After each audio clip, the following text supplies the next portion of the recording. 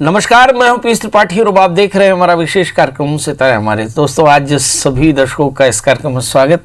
आज हम बात करेंगे आज के पंचांग के व्रत त्योहार के, साथ ही हम आपको आपका राशिफल बताएंगे। आज चर्चा करेंगे विशेष रूप से नए संवत्सर की। जी, नए संवत्सर में थोड़ी सी परेशानी है, थोड़ी सी धारणा में, थोड़े से सिद्धांत के तौर पर दो तरह के संवत्सर का प्रारंभ, एक आनंद नाम संवत्सर, एक दूसरा राक्षस नाम संवत्सर।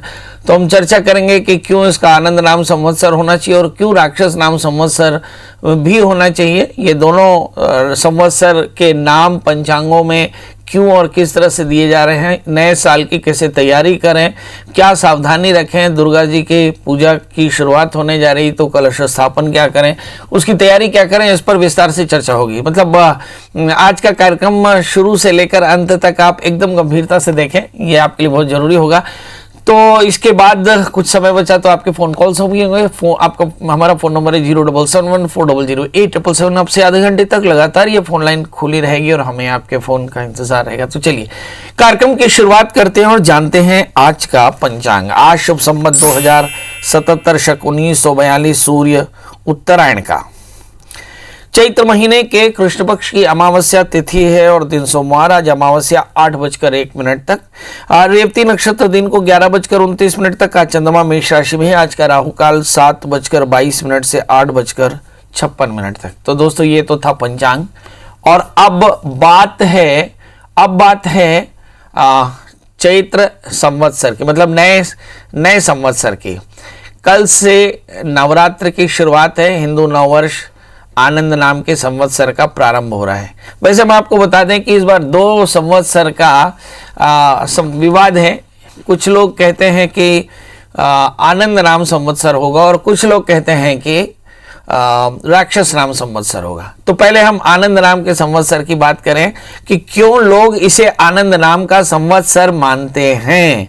इसलिए मानते हैं क्योंकि जो चंद्रमान से, गुरुमान से चंद्र वर्षों की गणना की जाती है, तो इसमें जो 89वां जो संवत्सर होगा वो आनंद नाम का संवत्सर होगा, क्योंकि प्रमाथी के बाद में आनंद नाम संवत्सर आता है। पर कुछ लोग जो गुरुमान से और संवत्सर की गणना करते हैं, उनका कहना है कि ये राक्षस नाम का संवत्सर होगा। पंडितों के मध्य में इसका एक खासा विवाद हो रखा है। बड़ा प्रश्न ये है कि जो लोग राक्षस नाम संवत्सर मानते हैं वो इसको ऐसा क्यों मान रहे हैं। चलिए पहले इसी पर चर्चा करेंगे। माना जाता है कि चैत्र महीने के शुक्ल पक्ष की प्रतिपदा से ही सृष्टि का आरंभ हुआ। लगभग 90 वर्ष बाद ये अवसर आ रहा है जब 2078 यानी संवत 2078 राक्षस नाम का होगा। अब आइए इसके तर्क देते हैं। बताते हैं कि अगर हम संवत्सर के क्रम को देखें तो प्रमाथी के बाद में प्रमाथी के नाम में आनंद और आनंद के बाद में राक्षस नाम का संवत्सर आना चाहिए, मगर 2077 संवत्सर जो चल रहा है, जो प्रमाथी नाम का है, उसमें ये संवत्सर पूरा व्यतीत नहीं हो रहा है। 89वां जो संवत्सर प्रमाथी का है वो पूरा नहीं हो रहा है और शायद इसी के कारण, अपूर्ण संवत्सर होने के कारण ये विलोपित हो जाएगा और ये एक निश्चित समय के लिए ही संवत्सर गिना जाएगा। 28 फरवरी से लेकर के और 28 मार्च तक ये संवत्सर रहेगा। निर्णय के अनुसार है कि 2077 प्रमाथी नाम का संवत्सर फाल्गुन मास तक रहेगा। फाल्गुन मास मतलब 28 फरवरी से लेकर के 28 मार्च तक रहेगा और इसके बाद चलने वाला संवत्सर आनंद नाम का विलुप्त संवत्सर होगा, जो संवत्सरीय अमावस्या यानी आज तारीख तक रहेगा। जबकि आगामी संवत्सर जो 2078 का है वह राक्षस नाम का होगा, जो चैत्र शुक्ल पक्ष की प्रतिपदा से तैयार होगा। तो मतलब कुल मिलाकर के ऐसा माना गया कि सन 2077 जो प्रमाथी नाम का संवत्सर है वह पूर्ण संवत्सर नहीं होने के कारण लगभग एक महीने के लिए जो दूसरा संवत्सर है वो लागू होगा, यानी आनंद नाम का संवत्सर। और वो चूंकि आनंद नाम का संवत्सर अपूर्ण संवत्सर है, इसलिए फिर अगला जो संवत्सर होगा वो राक्षस नाम का होगा, ऐसा पंडितों का मानना है। चलिए अब दूसरी बड़ी खबर यह है कि 13 अप्रैल को शुरू होने वाले जो नवरात्रि का पर्व है वो मंगलवार को पड़ रहा है और दुर्गा माँ घोड़े पर सवार है। कहते हैं कि घोड़े पर सवार जब दुर्गा नवरात्रि में प्रवेश करती हैं तो निश्चित तौर पर प्रकृति में आपदा आने के संकेत हैं, जो दिखाई भी पड़ रहे हैं। नवरात्रि का रंग लाल है इसलिए, और दिन मंगलवार का भी रंग लाल है। कहते हैं कि इस बार थोड़ी सी प्राकृतिक आपदाओं से या युद्ध से या अनेक प्रकार की परेशानियों से देश को, दुनिया को जूझना पड़ सकता है। आपसी सौहार्द तो बना रहेगा लेकिन पश्चिम के देशों में बड़े परिवर्तन हो सकते हैं। अब एक तीसरी खबर कि 13 अप्रैल को शुरू होने वाले नवरात्रि पर्व का मुहूर्त क्या होगा। तो सबसे पहले तो हम नवरात्रि मतलब प्रतिपदा के प्रारंभ की चर्चा करने 12 तारीख को मुहूर्त है। 12 तारीख को मुहूर्त है करीब 8:56 के बाद से मुहूर्त पड़ेगा 12 अप्रैल को, और जो 13 अप्रैल को 10:17 तक रहेगा। मतलब जो लोग प्रतिपदा में घट स्थापन करते हैं उनके लिए सूर्योदय से लेकर के 10:17 तक ही प्रतिपदा है और वो उस बीच में प्रतिपदा में कलश स्थापन कर लें। पर चूंकि उदया तिथि में प्रतिपदा है इसलिए 13 तारीख को आप अभिजित मुहूर्त में भी घट स्थापन कर सकते हैं। पर याद रखें ये प्रतिपदा द्वितीया से संयुक्त होगी। मतलब कुल मिलाकर के 13 अप्रैल को ही नवरात्रि का प्रारंभ होगा, कलश स्थापन 13 को ही होगा। 13 को भक्तजन 10:17 से पहले कलश स्थापन कर लें तो श्रेयस्कर, अन्यथा दिन भर भी कर सकते हैं क्योंकि सूर्योदय जो है उदया तिथि प्रतिपदा की है इसलिए दिन भर उदया तिथि मनाई जाएगी। मगर इस बार नवरात्रि में थोड़ी सावधानी आपको जरूर रखनी होगी। नवरात्रि में आमतौर पे हम नव दुर्गा की पूजा करते हैं। प्रथमम शैलपुत्री, द्वितीयम ब्रह्मचारिणी, तृतीयम चंद्रघंटेति, कूष्मांडेति, चतुर्थकम पंचमम स्कंदमातेति, खुष्टम कात्यायनीति च, सप्तमम कालरात्रिति, महागौरी चाष्टमम, नवम सिद्धदात्री च नवदुर्गा प्रकीर्तिता। तो इसी तरह से हम शैलपुत्री, ब्रह्मचारिणी, चंद्रघंटा, इस तरह से हम नौ दुर्गा की पूजा करेंगे और नवरात्रि के समय भगवती महामाया की पूजा करेंगे। ऐसा करने से सभी प्रकार के कष्टों की निवृत्ति होती है। अब आइए मैं नवरात्रि का मर्म समझा देता हूँ। नवरात्रि के अगर 3 हिस्से करें तो पहला 3 हिस्सा सतोगुणी होता है, फिर रजोगुणी होता है और तमोगुणी होता है। ऐसे कहते हैं कि 3 गुणों से व्याप्त है नवरात्रि और इसे हम प्राकृतिक चेतना का स्वरूप कहते हैं कि पहले 3 दिनों में तमोगुण प्रकृति की पूजा होती है, दूसरे 3 दिनों में रजोगुणी तम की प्रवृत्ति की पूजा होती है और अंतिम के 3 दिनों में सतोगुणी देवियों की पूजा होती है। मतलब हम जब उपासना करें तो इस बात को विशेष ध्यान करना चाहिए। अब सवाल यह है कि आराधना कैसे करें। तो हमारे यहाँ कहते हैं कि या देवी सर्वभूतेषु मात्र रूपेण संस्थिता, नमस्तस्यै नमस्तस्यै नमस्तस्यै नमो नमः। माँ की गोद में बैठ करके भगत अपनी माँ का जैसे आराधन कर सकता है वैसे सहजता से आप भगवती का आराधन कर सकते हैं। बस याद रखें कि शुचिता, पवित्रता, निरहंग भाव और बिना राग द्वेष के आप कोई भी आराधना करें तो आपके लिए कोई तकलीफ नहीं। यहाँ पर भक्तजन 10 महाविद्याओं की सिद्धियां भी प्राप्त करते हैं। इसलिए अगर आप 10 महाविद्याओं की सिद्धि भी प्राप्त करना चाहें तो इस नवरात्रि में आप प्रयास ऐसा कर सकते हैं। 4 प्रकार की नवरात्रि होती है जो अलग अलग महीनों से शुरू होती है। चैत्र नवरात्रि बहुत विशेष मान्यता प्राप्त है, इसलिए चैत्र नवरात्रि में आप माँ दुर्गा की पूजा आराधना कर सकते हैं। कुछ लोग जवारे भी बोते हैं, कुछ लोग अखंड दीपक भी जलाते हैं। हमारे यहाँ पे नवरात्रि शब्द का अर्थ होता है नवरात्रि, मतलब नवरात्रि में रात्रि काल में भगवती की आराधना की जाती है और अलग अलग देवियों की पूजा की जाती है। इसी दिन 9 कन्याओं के भोजन का भी विधान है जी। पहले दिन 1, दूसरे दिन 2, तीसरे दिन 3, चौथे दिन 4, ऐसे करके 9 दिन में 9 कन्याओं का जीवन कराया जाता है। हम लोग आमतौर पर अष्टमी में 9 कन्याओं को एक साथ जीवन कराते हैं। पर कन्या कौन हो, 2 वर्ष से ऊपर और 12 वर्ष से कम इन कन्याओं का जिनकी रजोनिवृत्ति नहीं हुई है कन्या देवी पूजा में पूजन के योग्य होती हैं और उनकी पूजा करने से सभी प्रकार के कष्टों की निवृत्ति होती है। अब अगली बात होती है कि जब आप नवरात्रि की तैयारी कर रहे हो तो आपको क्या क्या सामान चाहिए होगा। तो चलिए फटाफट पेन कॉपी ले लीजिए और सामग्री की लिस्ट ले लीजिए। सबसे पहले घट स्थापन के लिए क्या क्या सामान लगता है। घट स्थापन के लिए रुई, कलावा, मौली, रोली, नारियल, अक्षत, लाल वस्त्र, फूल, इसके अलावा सुपारी, हल्दी की गांठ, लौंग, पान के पत्ते, घी, कलश, आम के पत्ते के लिए कलश के लिए आम का पत्ता और साथ में आप पंचपल्लव हो तो काफ़ी अच्छा। इसके अलावा चौकी, संविधा, हवन का कुंड और हवन की सामग्री, हवन के लिए आम की लकड़ियाँ, कमलगट्टे, पंचमेवा, मिठाई, पंचामृत में 5 अमृत होते हैं। पंचानाम अमृतानाम समाहारा, दूध, दही, शहद, घी, शर्करा, फल, बताशे, मिठाइयाँ, अगरबत्ती, कुमकुम, दीपक, कुशा, रक्त, चंदन, श्रीखंड, चंदन और जौ, तिल, प्रतिमा, आभूषण, श्रृंगार का सामान, फूलमाला, आरती की थाली और पूजा में बैठने का आसन, ये सारा का सारा आप एकत्र कर लें। अब तीसरी बात आती है कि भाई घट स्थापन करें कैसे।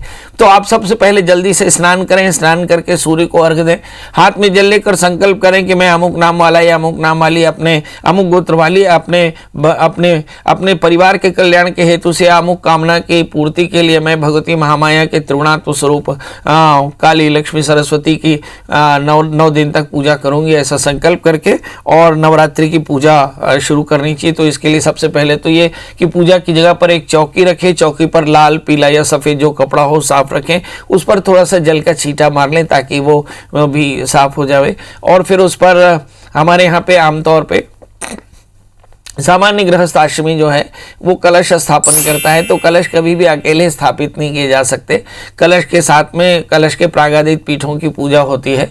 तो सबसे पहले आटे का चावल का पुंज रखे, उस पर कलश में मौली और कलश के अंदर में एक सुपारी, हल्दी और रुपया डालें, पंचरत्नी, इसके अलावा पान, सुपारी, हल्दी, इसके अलावा एक दूबी, थोड़ा सा कुशा, थोड़ा सा और 7 प्रकार के सप्तमृत्तिका जिसको बोलते हैं, 7 प्रकार के मिट्टी, 7 स्थानों का जल, 5 प्रकार के पल्लव और गले में मौली बांध करके एक पूर्ण पात्र रखे, मतलब अनाज से भरा हुआ कटोरा रखे और उसके ऊपर में एक नारियल रखे। तो ये एक कलश स्थापन हो गया। फिर उसी के नीचे कलश के ठीक नीचे एक चावल का पुंज रखे, उसमें 2 हल्दी सुपारी रख दी, ये गणेश हो गए।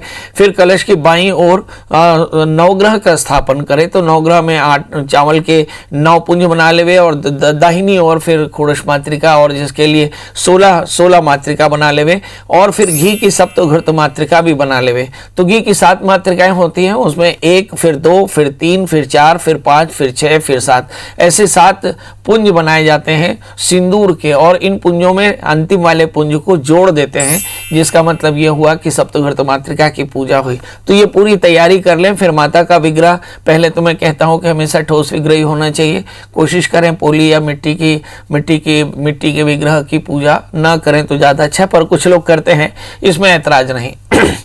पर जो हमारे यहाँ गृहस्थाश्रमी है वो दुर्गा जी की ठोस मूर्ति ला करके जो 1 बीते से कम हो और उस ठोस मूर्ति को ला करके यदि प्रतिष्ठा नहीं हुई तो उनकी प्राण प्रतिष्ठा करवानी चाहिए। तो सुंदर माता के विग्रह पूरे तैयार कर लें, माता के अस्त्र शस्त्र, माता का वस्त्र, ये सारा तैयार करके और फिर पूजन शुरू करें। तो सबसे पहले गौरी गणेश का ध्यान करें, खोड़श मातृका, सप्तघृत मातृका और नवग्रह सबका पूजन करके फिर माता की पूजा करें। माता की पूजा में भी खोड़शोपचार से भगवती की पूजा होती है। तो सबसे पहले माता का आवाहन करें, प्राण प्रतिष्ठा करावे और फिर भगवती का अभिषेक करके और फिर 16 उपचार से भगवती का पूजन करें और फिर एक पूजन करते आरती पुष्पांजलि करें। यहाँ पर यदि जवारे बोने हो तो सुंदर साफ बर्तन में जवारे आप बो सकते हैं। अखंड दीपक जलाना हो तो आप बाईं ओर रख करके अखंड दीपक जला सकते हैं। तो इस क्रम से अगर आप भगवती महामाया की पूजा करें तो ये साल आपके लिए बहुत बेहतर होगा। याद रखें कि मंदिरों में जाने की संभावनाएं थोड़ी कमी नहीं है, इसलिए आपको जितनी भी भक्ति है आप अपने घर में थोड़ा या ज़्यादा भगवती की उपासना करें, ये आपके लिए श्रेयस्कर होगा। चर्चा कर रहे हैं माता की पूजा कैसे करें। इस बार नवरात्रि 13 अप्रैल से शुरू हो रही है, जिसमें मुहूर्त 10:17 सुबेरे तक है। तो भगत चाहें तो सुबेरे 10:17 तक कलश स्थापन कर सकते हैं, परंतु चूंकि 13 अप्रैल को प्रतिपदा है और प्रतिपदा उदया तिथि के रूप में है, 2:30 घड़ी से ऊपर है, तो इसलिए निश्चित तौर पर आप मान सकते हैं कि दिन भर आप प्रतिपदा में भगवती महामाया की प्रियता के लिए कलश स्थापन करके अपनी पूजा शुरू कर सकते हैं। मतलब ये एक बड़ी बात। दूसरी बात, 90 वर्षों के बाद पहली बार ऐसा हो रहा है कि राक्षस नाम संवत्सर आ रहा है और ये समय पर आ रहा है। और ये ऐसा इसलिए कि गुरुमान से संवत्सर का फल लिखने वाले ये मानते हैं कि प्रमाथी नाम संवत्सर 2077 वो पूर्ण नहीं हुआ, इसके चलते 1 महीने लगभग आनंद नाम संवत्सर रहा, ये विलुप्त रहा। और इसके बाद जो संवत्सर 2078 आया, ये राक्षस नाम का संवत्सर हुआ। ये भी एक विवाद है। चंद्रमान से संवत्सर का फल लिखने वाले और गुरुमान से संवत्सर का फल लिखने वालों के बीच में आनंद नाम के संवत्सर और राक्षस नाम के संवत्सर के नाम पर थोड़ा सा भेद है। पर कुछ पंचांगों में आनंद नाम संवत्सर उल्लिखित है और कुछ पंचांगों में यह राक्षस नाम संवत्सर के नाम से भी प्रचलित है। चलिए, तो हम इस विवाद पर नहीं पड़ेंगे, हम आगे बढ़ेंगे। हमारे साथ पहली कॉलर जुड़ चुकी हैं, शीला जी। शीला जी, आपका बहुत बहुत स्वागत है। बताइए क्या जानना चाहते हैं। प्रणाम पंडित जी। जी प्रणाम करता हूँ। मैं अपने भतीजी के बारे में जानना चाहती हूँ। उसका डेट ऑफ बर्थ है 5 दिसंबर 1997। ये आपकी क्या है? भतीजी है। भतीजी है जी जी। समय बता दें। समय सुबह 3 बजे, दिन गुरुवार, और स्थान बिहार शेखपुरा जिला। अच्छा, शेखपुरा जिला बिहार। जी, बताइए क्या जानना चाहते हैं। तो एम.कॉम कर ली है, कंप्लीट हो गया है, तो उसकी जॉब वॉब लगेगी, आगे क्या करेगी और उसकी शादी कब होगी, कैसे घर में होगी, उसकी आगे की लाइफ कैसे रहेगी, उसके बारे में जानना है। बहुत सुंदर। और शादी कब तक होगी? बहुत सुंदर। इनको कोई लड़का पसंद हो तो शादी कर दीजिएगा। अभी ऐसा तो कुछ नहीं लग रहा है। चलिए आइए देखते हैं। ऐसा तो कुछ नहीं लग रहा है कि मगर ऐसा हुआ तो सोचा जाएगा। आपकी बिटिया का जन्म लग्न तुला है और उसकी जो राशि है वो है मीन। अब शादी की तारीख पहले मैं बता दूं कि अगले साल यानी 2022 में 23 अप्रैल के बाद इनकी शादी होगी। मतलब 23 अप्रैल से लेकर के और 30 जून के बीच में इनकी शादी पक्के तौर पर हो जाएगी। तब से लेकर के और पूरी तैयारी कर लें, क्योंकि इस साल तो शादी करने का कोई बड़ा मतलब है नहीं। दूसरी बात, सप्तमेश मंगल तीसरे स्थान में शनि से आक्रांत होकर बैठे हैं, इसलिए शादी से पहले इनकी रजा जरूर पूछ लें। हो सकता है इनका कोई निजी अपेक्षाएं हो। नंबर 3, चूंकि सप्तमी शनि से आक्रांत है, इसलिए शादी के पहले, शादी के वक्त और शादी के बाद व्यवधान आने की पूरी संभावना है। क्या करना चाहिए?